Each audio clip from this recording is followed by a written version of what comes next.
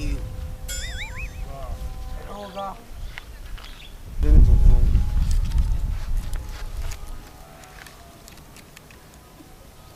Aliyu, ina maganar katangar gidan soja da na ce a haura a ɗauko fansho ɗansu. An gama an samu matsala da ka. Sa'idu? Kai, Sa'idu. Ya ga ka. An samu matsala daga wajen ka haka ne?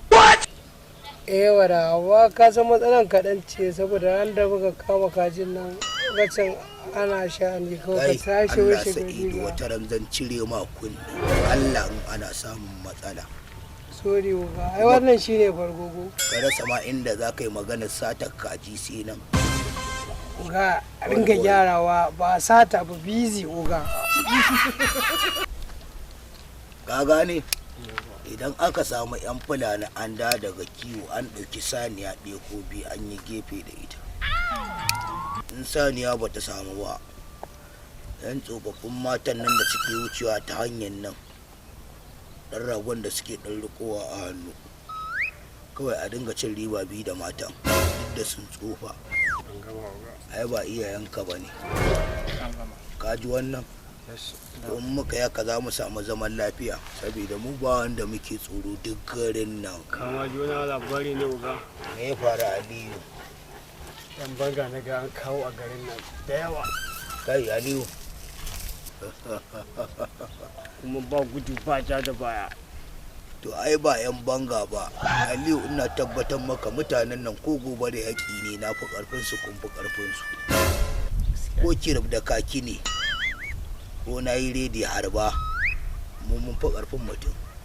Don haka dukkanin wanda kai wai iskancin nan ma ba riga ba ce.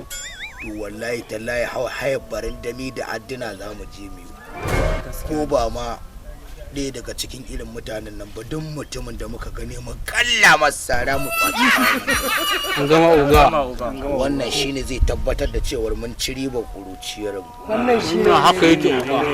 Ai magana ta taran nan ta fito kana waya a kama ka za ka na cewa ka kai ka duba artabin da muka uga ranar da kai tafiyan nan fa. Kai fa baka da jarin kanka an samu matsala daga gare ka in ka matsa Allah sai ka rasa kunne ɗaya yanzu. Allah.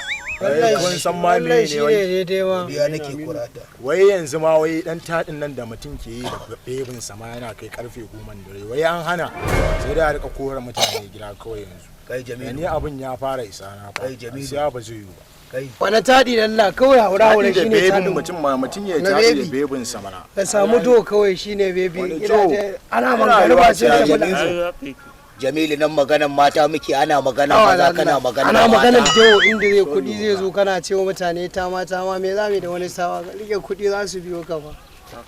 Allah murza mun wiwun nan rob daya a kunna a bani.